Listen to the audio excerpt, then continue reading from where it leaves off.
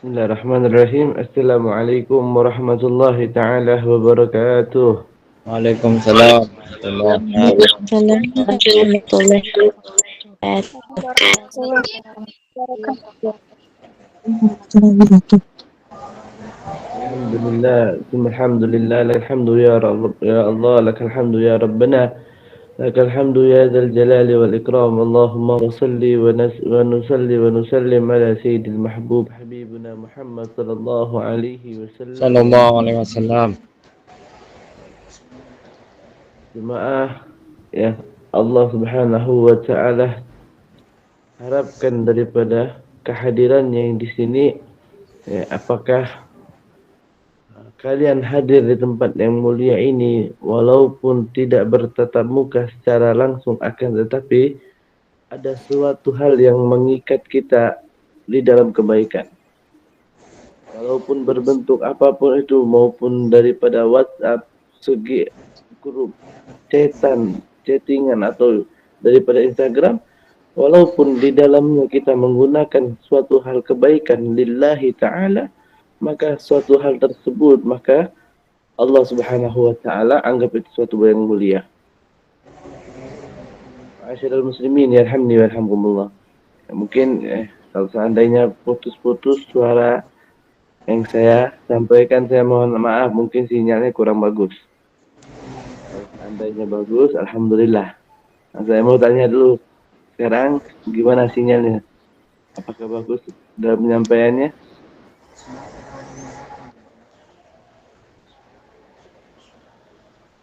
Bagus enggak? Alhamdulillah. Jelas ya? Alhamdulillah bagus. Alhamdulillah. Jadi kita lanjut ya. Mungkin insyaAllah semoga sampai akhir acara kita dilancarkan oleh Allah Subhanahu wa ta'ala. Amin ya Rabbal. Amin. Ma'asyiral muslimin yarhamni warhamkumullah. Alhamdulillah juga kita berkumpul pada malam ini, dipertemukan di dalam meeting Zoom atau Zoom meeting untuk membahas suatu hal permasalahan yang ingin menjadi orang yang lebih baik. Sebenarnya ya, kalau seandainya kita mau lihat di dalam kehidupan dari zamannya Rasul Shallallahu Alaihi Wasallam ataupun sebelum zamannya Rasul diurus menjadi seorang nabi atau seorang rasul, itu yang lebih baik orang itu adalah Nabi Shallallahu Alaihi Wasallam. Bahkan Nabi Shallallahu Alaihi Wasallam dengan mengatakan bangganya dengan dirinya, aku ini adalah seorang pemimpin bagi orang-orang yang bani Adam, katanya. Keturunan Bani Adam itu pemimpinnya adalah Nabi Shallallahu Alaihi Wasallam. Di sini juga Nabi itu mengatakan bahwasannya orang yang paling mulia ini adalah aku, kata Nabinya. Jadi tidak ada lagi yang bisa untuk melebihi Nabi Shallallahu Alaihi Wasallam. Tapi kata Nabi SAW, beliau mengajarkan di hadis yang lain, beliau mengatakan khairun nas anfa'ahum linnas. Sebaik-baiknya manusia itu bisa memberikan manfaat bagi orang yang ada di sekitarnya. Nah, itu menjadi orang yang lebih baik, insya Allah. Kita bisa memberikan manfaat bagi orang yang ada di sekitar. Mengajak orang atau teman kita yang biasanya lalai atau teman kita yang biasanya gimana, atau siapapun yang ada di sekitar kita yang kita dakwain secara perlahan, insya Allah mereka bisa mendapatkan suatu manfaat, suatu keberkahan. Kita insya Allah Subhanahu wa ta'ala menjadikan orang yang bisa memberikan manfaat kepada orang yang ada di sekitar. Itu orang yang lebih baik. Tema judul yang saya mendengar sangat begitu luar biasa, yang begitu saya senangin dengan judulnya. Alhamdulillah ya, mungkin sudah terpercaya dengan judul yang saya bakal sampaikan. Gimana menjadi orang yang bakal lebih baik. Itu dengan hadis Nabi Shallallahu Alaihi Wasallam dengan yang sudah dijawab, khairun nas anfa'ahum linnas. Semoga yang ada di sini yang mendengar, yang saya pun yang mengatakan, kita bisa memberikan suatu manfaat kepada orang yang ada di sekitar kami. Terus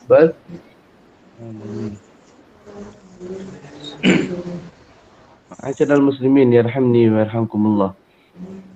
Di mana saya mungkin mau minta penilaian dengan apa yang saya sampaikan sebelumnya. Gimana penilaiannya? Apakah bagus? Apakah gimana? Atau jelek sinyalnya? Atau apapun itu? Saya mau minta nilai dulu.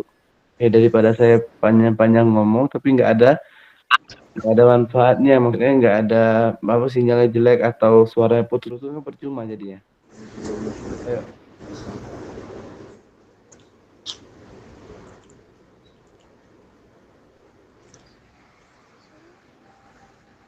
Ayo yang lain coba. Gimana? Nilainya bagus atau enggak? Bagus, Ustaz. agak Bagus. Sinyalnya bagus. Suaranya jelas. agak mangkrak Mungkin agak semangat dikit kan. Lumayan, lumayan. Suaranya agak Bagus, Ustaz. udah bagus Ustaz. Maaf ya. Alhamdulillah ya, sebagian kalian ada yang mengatakan bagus dan sebagian juga ada yang mengatakan tidak bagus. Mungkin yang tidak bagus, yang lebih banyak mengatakan bagus berarti penilaian bagus. Yang mengatakan tidak bagus berarti sinyalnya jelek lagi. Ya, pakai wifi mungkin. Afwan. Memang jaringannya lagi bagus. Nggak apa-apa ya. Insyaallah kalau seandainya ada yang membingungkan dengan apa yang saya sampaikan, bisa kita tanya secara pribadi, secara umum atau gimana kita bisa untuk kita jawab insyaallah. Ma'asyiral muslimin yarhamni wa yarhamkumullah. Pernah diceritakan ada pada zamannya Al-Imam Al-Ghazali radhiyallahu taala anhu, bagaimana seseorang yang ingin menjadi lebih baik dengan keadaannya yang dulu dan sebelumnya, dia ingin sangat untuk menjadi orang yang lebih baik. Dia sampai curhat kepada Imam Ghazali, wahai Ghazali, ketika aku masuk bulan Ramadan, aku begitu luar biasa untuk melakukan daripada ibadah. Nah, akan tetapi ketika selesainya daripada bulan Ramadan, kenapa aku begitu kendornya di dalam ibadah? Sangat banyak aku tidak lakukan yang biasa dilakukan daripada bulan Ramadan. Apakah kerjaan aku ini bakalan salah atau gimana, wahai Ghazali? Apa yang dijawab oleh Imam Ghazali radhiyallahu taala anhu? Kun Ramadanan, kun abdan Ramadaniyah, wa kun abdan fi Rabbaniyah. Jadilah seorang hamba itu jangan hambanya orang bulan Ramadan. Nah, maksud di sini apa? Jangan menjadi seseorang hamba ketika masuk bulan Ramadan saja. Melakukan syariat, kewajiban dia sebagai Islam ketika bulan Ramadan dia melakukan hal tersebut karena kewajiban katanya, apalagi di bulan Ramadan. Ketika masuk ini jangan kita bukan termasuk kita tuh menyembah Ramadan saja, akan tetapi mungkin kita termasuk orang-orang yang munafik. Bagaimana orang munafik? Wal iyazubillah min dzalik. Nabi sangat benci sama orang-orang munafik. Bahkan Allah Subhanahu wa taala tidak mau melihat orang munafik ada di surga. Bahkan Allah taruh daripada asfalun minan nar, di bawah daripada api nerakanya Allah Subhanahu wa taala. Di bawah ini sangat begitu bawah. Dan kita jangan sampai termasuk orang munafik di dalam agama, munafik di dalam syariat, munafik di dalam segi ibadah atau yang lainnya. Sangat luar biasa itu dosanya. Wal iyazubillah, nas'alullah wal afiyah. Ma'asyiral muslimin yarhamni wa yarhamkumullah.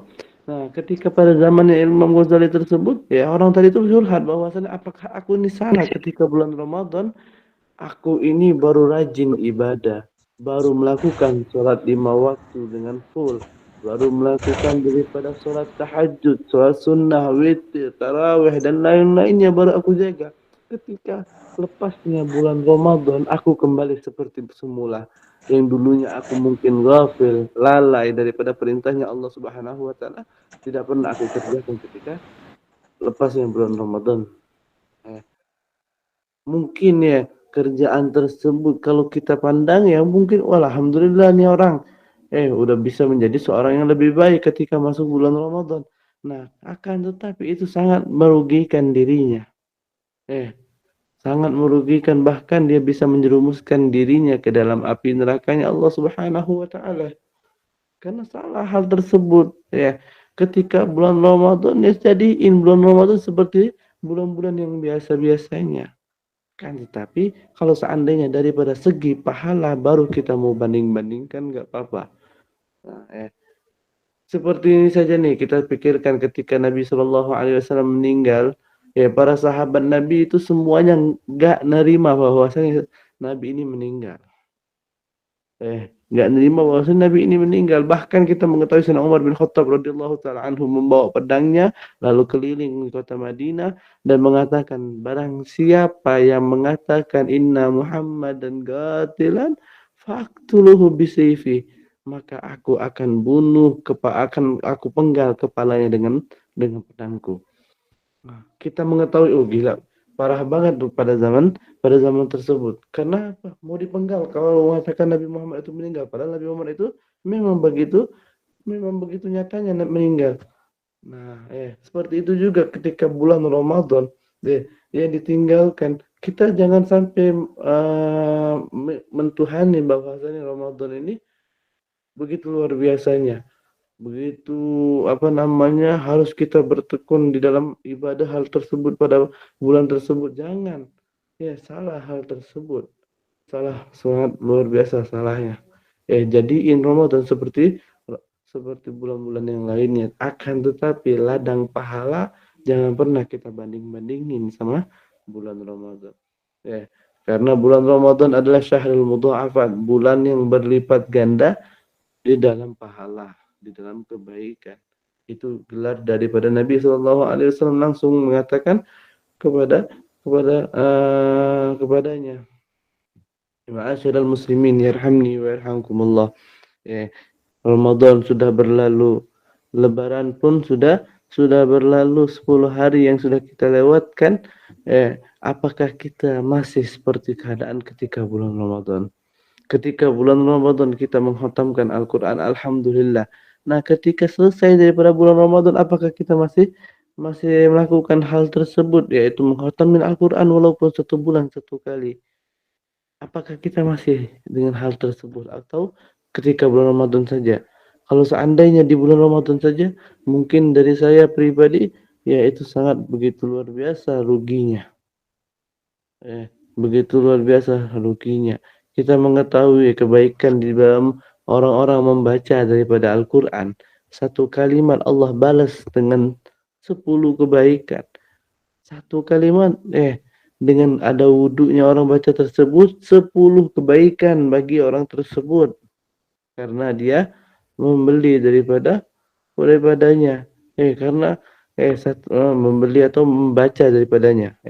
Kalau kita baca Al-Quran, Allah ganti 10 kebaikan baginya. Nah, itu luar biasa. Tapi ketika bulan Ramadan masuk daripada bulan Ramadan, ya Allah Subhanahu wa taala berlipat gandakan daripada hal tersebut. Nah, ketika luar daripada bulan Ramadan cuma 10 kebaikan. Kalau kita pikir itu sangat mudah. 1 kalimat kita duduk dengan santai dengan membaca Bismillahirrahmanirrahim. Berapa kalimat sudah baca Al-Quran? Qul huwallahu ahad. Sudah berapa banyak kita membaca Al-Quran dengan hati yang menerima, dengan hati yang tatma'innul qulub, dengan hati yang benar-benar daripada tumakninah, yaitu berdiam hati tersebut menerima, merenung hati tersebut dengan luar biasa. Karena hal tersebut kalau kita mau amalkan itu sangat luar biasa susahnya. Kalau seandainya dia tidak mondok, tidak berada daripada lingkupan pesantren. Karena orang yang ada di lingkupan pesantren, mereka mudah untuk melakukan hal tersebut. Akan tetapi kalau kita tidak berpesantren lagi, tidak mondok, maksudnya status kita tidak ada di pondok lagi, mau mengamalkan Al-Quran di luar daripada bulan Ramadan, mungkin itu sangat begitu luar biasa susahnya. Ya. Akan tetapi ya kita pikirin lagi ya, kebaikan itu datangnya dari Allah. Beruntungnya dari kita diri sendiri yang merasakan.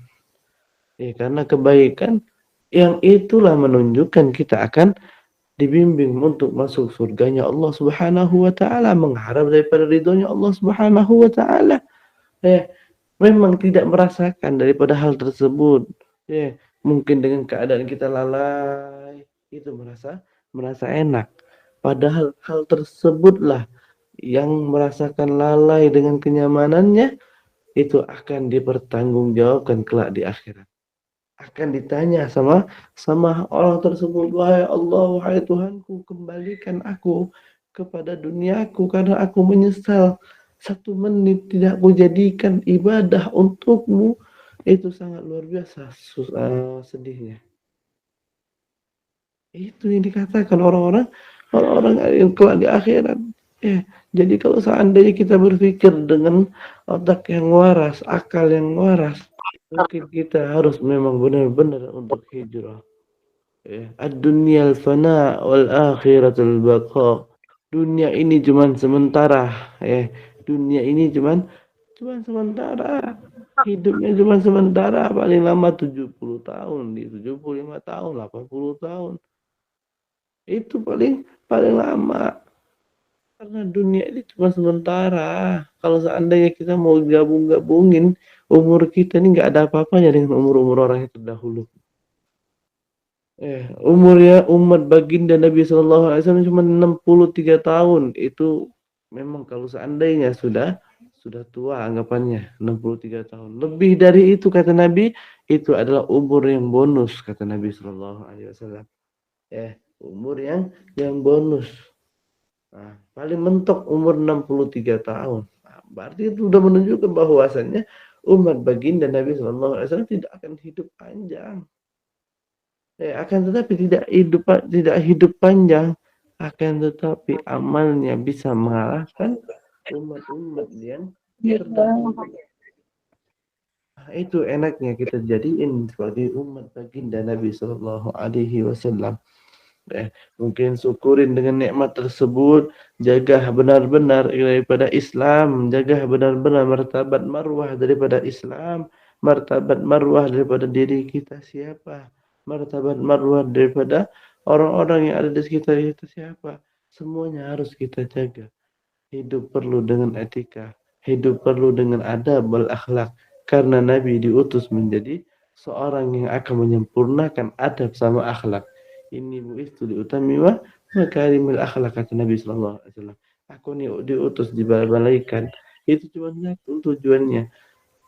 Cuma satu tujuannya ketika aku diutus apa? Untuk menyempurnakan daripada etika. Apakah Nabi SAW itu mempunyai etika sangat luar biasa? Kalau kita menjadi umat baginda Nabi SAW, pujilah orang tersebut setinggi-tingginya kalau seandainya dia adalah guru kita. Nabi SAW, wah, siapa mau mengalahkan keilmuannya? Walaupun terkenal ya seorang Nabi itu buta sama huruf, akan tetapi Nabi SAW hafal daripada Al-Quran. Ya, apakah mengetahui daripada hal tersebut? Ya, banyak kan mungkin kita tidak mengetahui, akan tetapi orang yang ada di sekitarnya yang mengetahui. Nah, jadilah seorang yang baik, bisa memberikan manfaat kepada orang yang banyak. Gunakan ilmu tersebut, walaupun sedikit, insya Allah akan menjadi bukit. Apa dikatakan Nabi, kotrotan fasor al-bahar. Setetes demi setetes air akan menjadi lautan yang luar biasa. Amalan daripada ilmu yang walaupun ilmu yang sedikit, insya Allah ilmu akan bertambah dan bertambah. Bagaimanapun caranya ilmu harus berkembang, harus diamalkan ilmu tersebut. Mungkin Ini saja yang bisa saya sampaikan, kurang dan lebihnya saya mohon ampun kepada Allah Subhanahu wa taala. Ya, ada suatu perkataan, untaian kata yang bisa menyebabkan hati kalian sakit, ya saya mohon ampun, saya minta maaf. Ya, saya ini cuma manusia yang bisa beromong-omong saja mungkin ya, tapi tidak ada hasilnya. Tapi saya ingin menjadi orang yang lebih baik. Dan semoga juga yang ada di sini juga ingin menjadi semuanya menjadi orang yang lebih baik. Ya, karena ingin menjadi seorang yang lebih baik, yaitu yang dipandang kelak di akhirat bersama Allah Subhanahu wa taala. Ya, kurang dan lebihnya ya saya mohon ampun kepada Allah. Saya tutup acara ini. Mungkin ada perkataan yang akan ditanya, ya insya Allah bisa saya jawab. Ya, cuman kita nurutin dari koordinatornya saja ya. Bagaimana acaranya selanjutnya? Ya, mungkin ini saya bisa sampaikan. Ya, wabillahi taufik wal hidayah. Assalamualaikum warahmatullahi wabarakatuh. Waalaikumsalam. Waalaikumsalam warahmatullahi wabarakatuh. Waalaikumsalam warahmatullahi wabarakatuh. Waalaikumsalam. Terima kasih saya ucapkan kepada Habib Mahdir. Masya Allah, semoga apa yang beliau sampaikan dapat bermanfaat bagi kita semua. Selanjutnya, kita masuk ke acara yang ketiga, yakni sesi tanya jawab. Bagi yang ingin bertanya, silahkan on-mic atau bisa lewat kolom chat. Dan pertanyaan dibatasi hanya 5.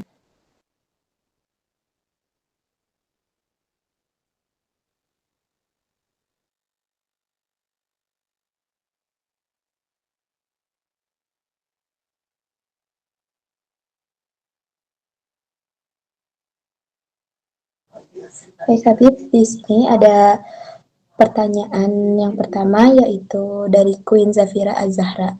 Assalamualaikum warahmatullahi wabarakatuh Habib. Izin bertanya, tema kita kan tentang menjadi pribadi yang bermanfaat untuk lingkungan. Tapi bagaimana dengan lingkungan kita yang sama sekali tidak mendukung hal-hal seperti ini? Apalagi untuk kita yang hijrah dan juga berubah baik, itu dari pakaian dan sikap, lalu dibilang so suci, sealim, apalagi di lingkungan sekolah yang pasti ada yang rasis dengan hal-hal seperti ini.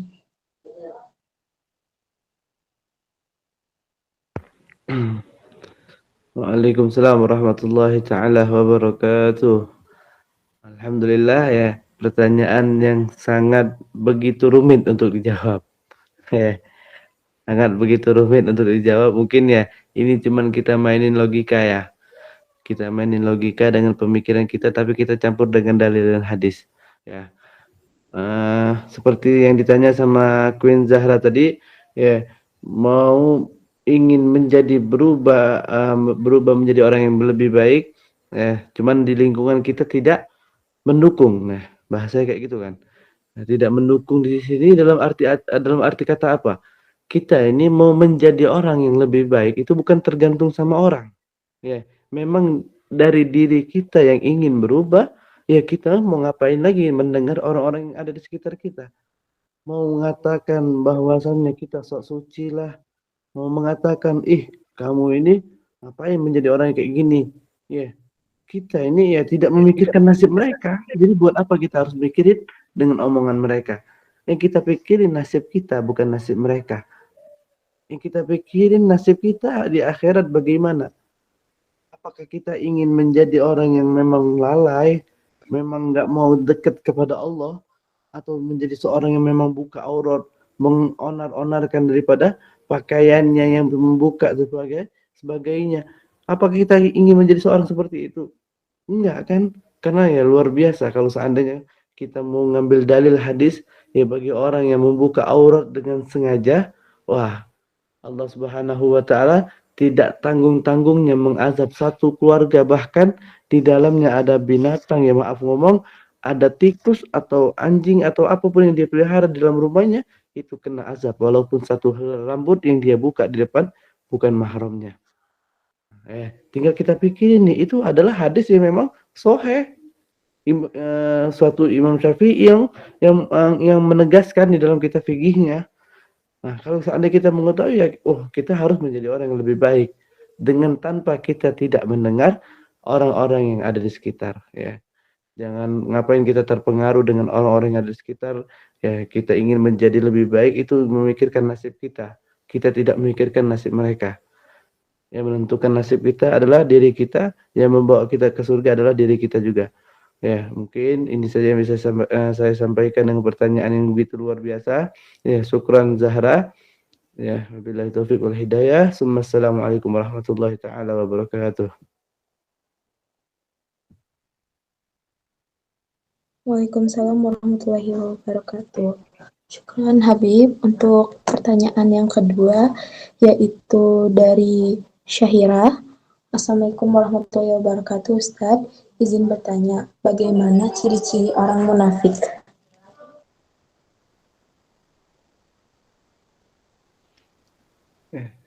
Assalamualaikum warahmatullahi taala wabarakatuh. Pertanyaan yang kedua ya dari Syahira ya luar biasa. Ya, bagaimana ciri-ciri orang munafik? Rasulullah SAW telah mengajarkan ada 3 ciri-ciri orang munafik. Ya, yang pertama ketika dia berjanji nih kepada orang, dia tidak mentepatkan daripada janjinya. Itu salah satu daripada alamat orang munafik. Ya, yang kedua, wa iza takallama kazzabah. Ketika dia berbicara, dia sering berbohong. Ketika dia sering berbicara, misal cerita ataupun yang lain, walaupun teman dekat kita, teman jauh kita, atau bestie gorib, bestie dekat, itu kalau seandainya dia bercerita, walaupun kerabat, sahabat, teman dekat, siapapun itu, kalau seandainya dia berjanji, dia tidak menepatkan. Ketika dia berbicara, dia bohong. Nah, sudah terkumpul sifat tersebut, ya berarti dia menjadi orang yang munafik. Walaupun satu sifat yang dia lakukan itu adalah salah satu contoh orang munafik. Ya. Nah, yang ketiga ketika dia bersumpah dia tidak tidak terbukti dengan sumpahnya. Bohong sama sumpahnya.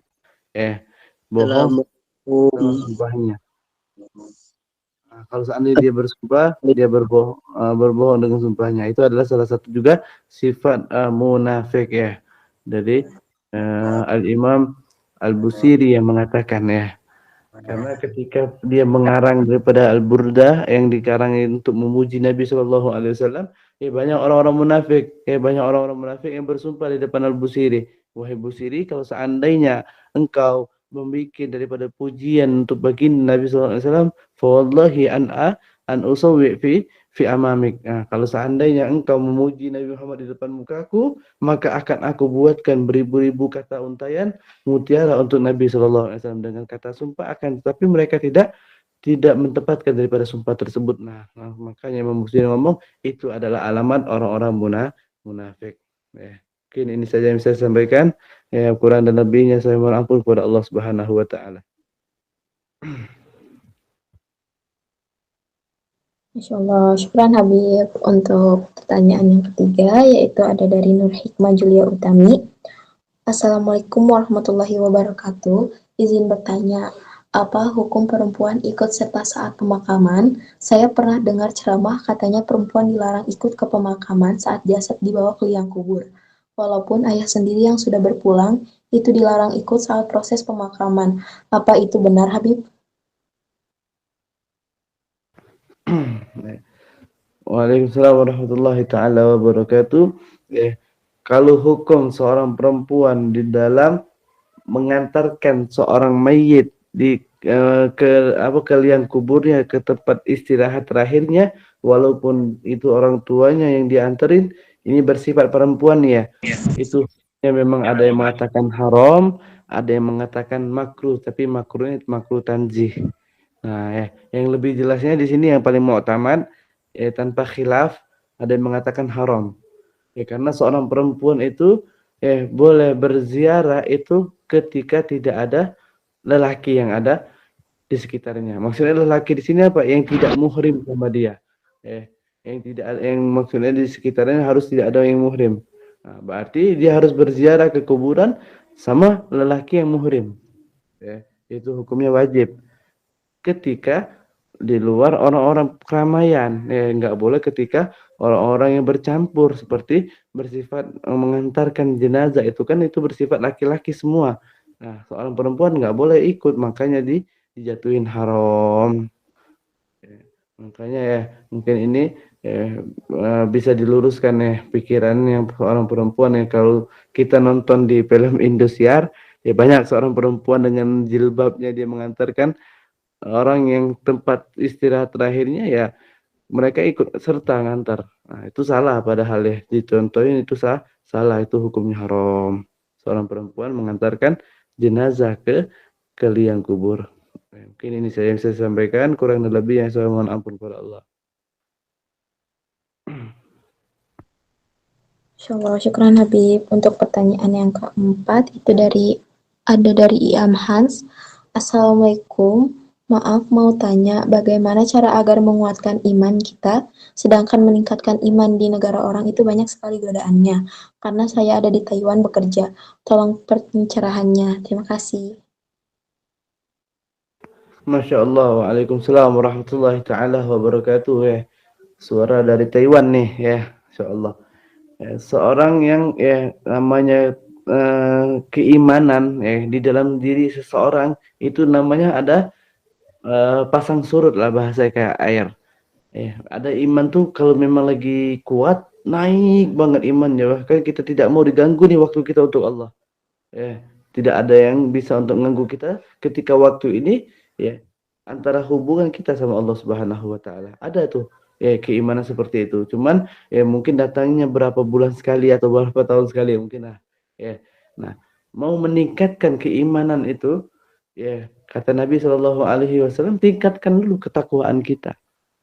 Keimanan itu kepercayaan, keyakinan. Ketakwaan itu ketakutan kita kepada Allah Subhanahu wa taala.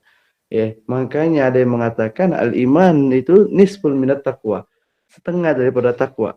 Kalau seandainya kita sudah menjalankan at-taqwa, maka daripada takwa tersebut kita menjadi seorang yang beriman kepada Allah.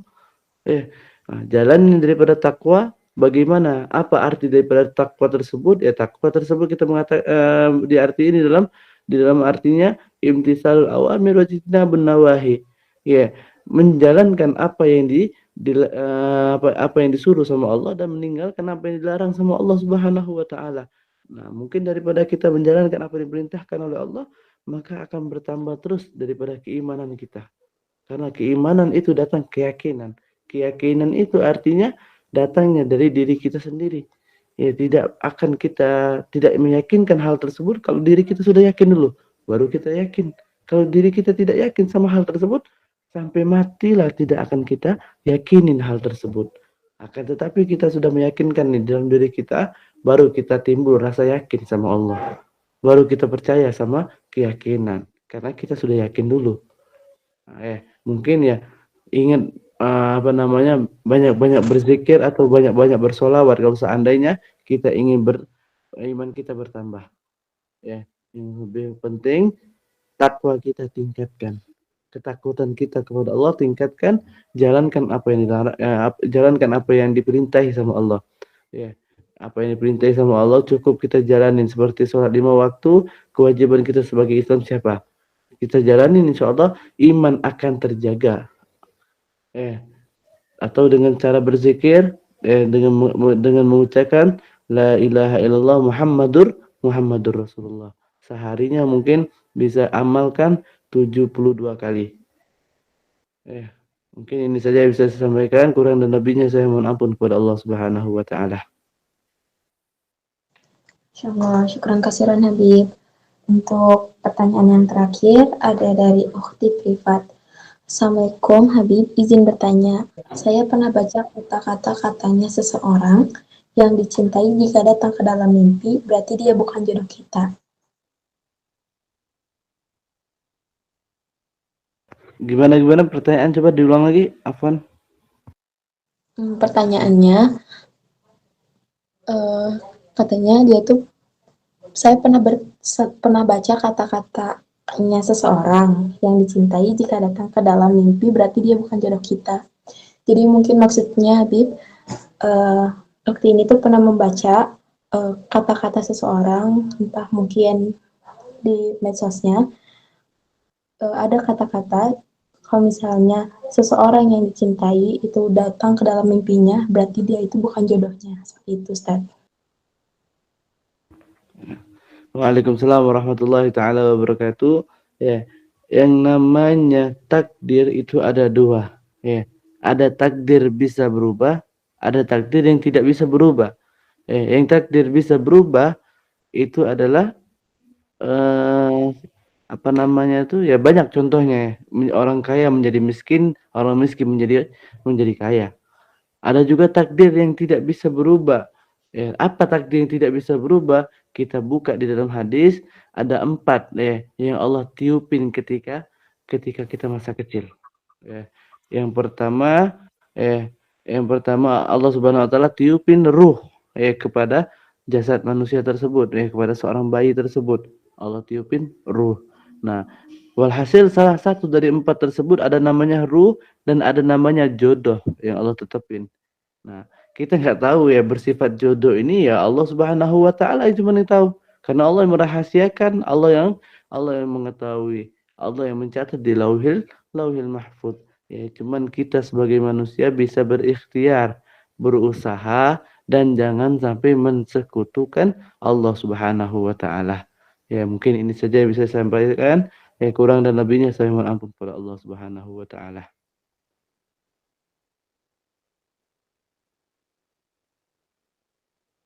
Masya Allah, syukran kasiran Habib telah menjawab pertanyaan-pertanyaan dari para santriwan dan santriwati.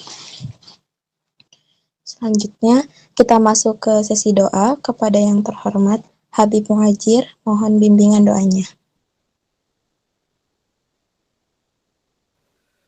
Ini Afwan, doanya doa penutup atau gimana nih? Ya Habib, doa penutup. Doa penutup. Bismillahirrahmanirrahim. Alhamdulillahirabbil alamin. Allahumma shalli wa sallim ala sayyidina Muhammad wa ala ali sayyidina Muhammad. Allahumma rabbana taqabbal minna salatana wa qiyamana wa ruku'ana wa tajammu'ana fi hadzal Zoom meeting. Allahumma barik lana fi asma'ina wa zurriyatina wa a'malina. Allahumma inna nas'aluka ziyadatan fid din wa barakatan fil umr wa sihhatan fil jasad wa si'atan fil rizqi وتوبة قبل الموت وشهادة عند الموت ومغفرة بعد الموت وعفوا عند الحساب وآمنا من العذاب ونصيبا من الجنة وارزقنا النظر إلى وجهك الكريم وارزقنا النظر إلى وجهك الكريم اللهم يا من لا يحتاج إلى البيان والتفسير حاجاتنا كثير فاقضها يا ربنا في كل أمور الدنيا والدين اللهم يسر ولا تؤسر أسر اللهم ربنا ظلمنا أنفسنا وإن لم تغفر لنا وترحمنا لنكونن من الخاسرين ربنا آتنا في الدنيا حسنة وفي الآخرة حسنة وقنا عذاب النار وصلى الله على سيدنا محمد النبي الأمي وعلى آله وصحبه وسلم والحمد لله رب العالمين بسر الفاتحة.